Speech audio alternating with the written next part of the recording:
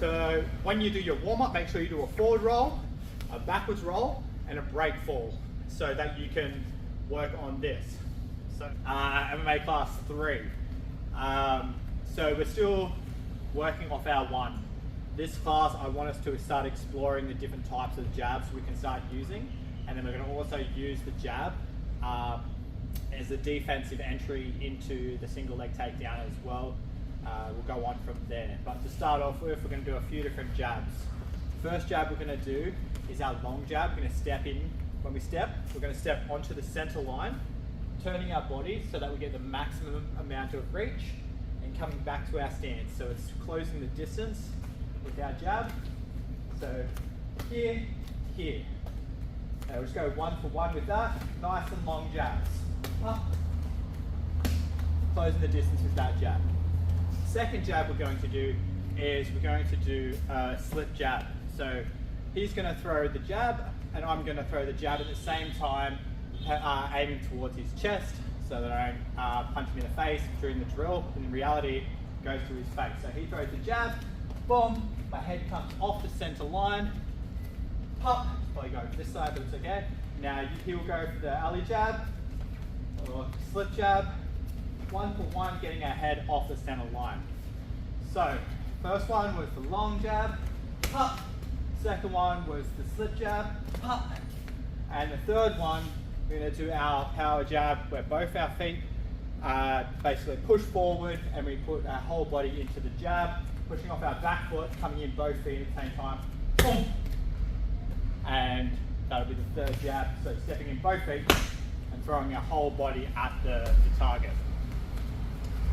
So the next drill we're going to look at, we're going to put these into a drill, and the fourth jab we're going to do is going to be the entry for our partner to get the single leg fit in.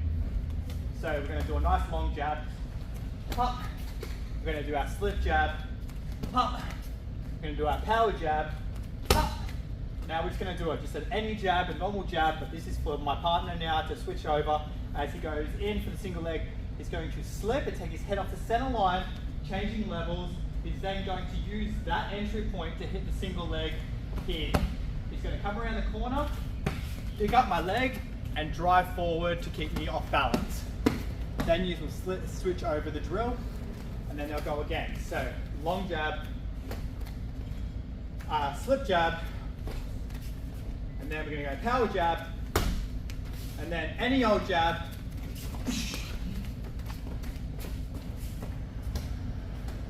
And that's the start of this class. The next step we're going to look at is the ground and pound elements of the drill. So from here, we're going to use our same entry point. We're going to run the pipe on our single leg like we've done in the past. So from here, boom, from here, boom, to here. Okay, so once we're in this position, we're going to make sure we have connection to our partner, just like we did in class 2. This time, I'm going to start throwing punches down here. Boom, boom. When we do this drill, we can rain down punches, trying to keep our base, keeping our hips tucked under as we load our punches, hammer fists, everything down.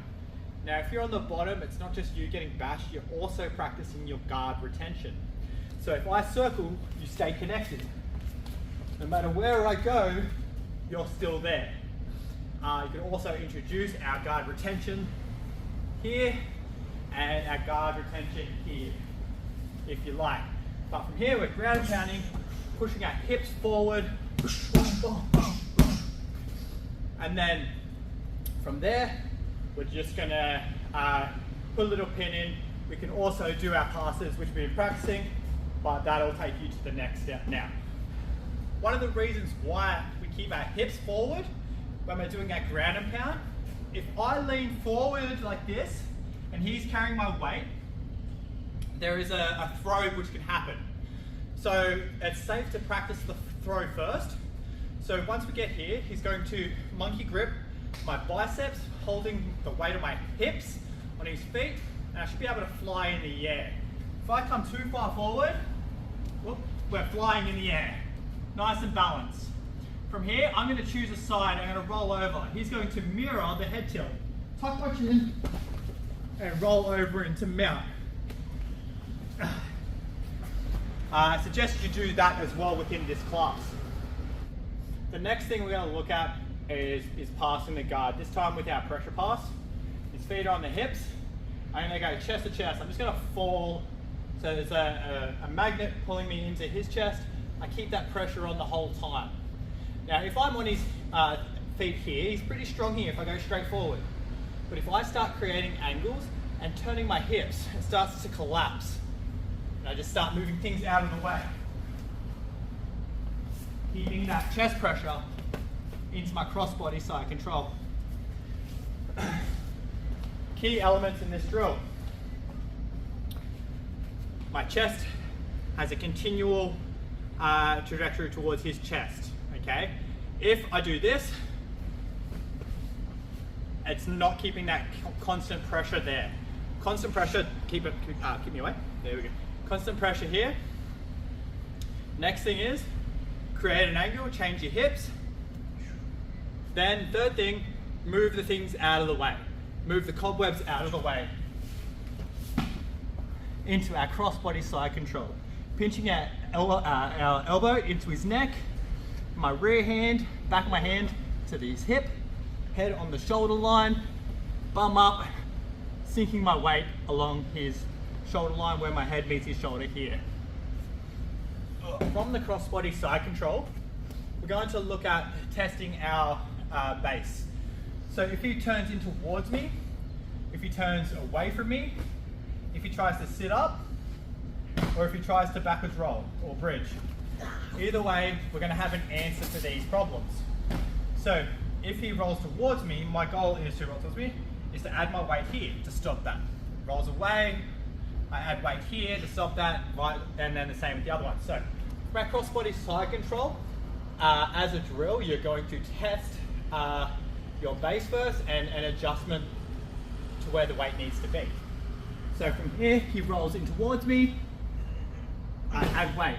He rolls away, add weight. Sits up, add weight, tries to backwards roll, I add weight, no good. So this time, once we've done that drill for a little bit, we're going to then look at the submissions. So from here, this time I'm late. I'm not going to make it here in time, so he rolls and bridges in towards me. He lifts his shoulder off the ground. From here, I grab the base of the tricep with my C-clamp here.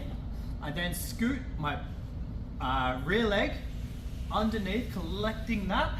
I'm going to take a big step with my base leg here, stomp right next to his head. From here, let's just turn this way, other way. There we go, a little less.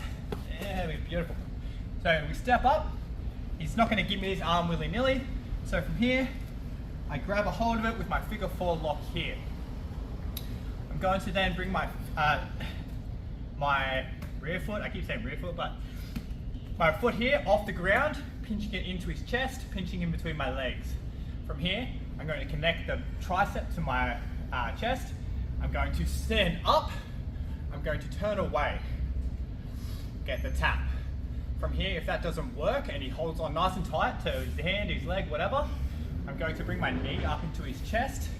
I'm going to kick back and fall towards his bum. Straighten my legs out and get the choke. This is the choke. So, we'll do from the very top, work through the whole drill. By the end of the class, you should be able to do this. From here, he's going to go for his long jab. He's going to go for his slip jab. He's going for his power jab. This time he's going to throw a throwaway jab.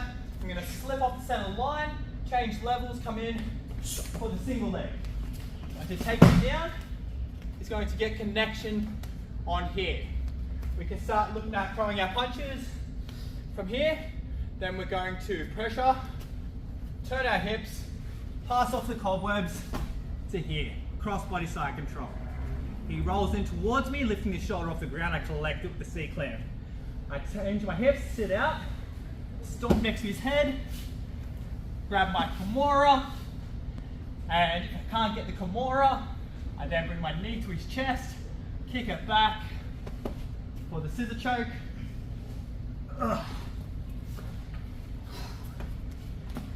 And that will be your lesson 3.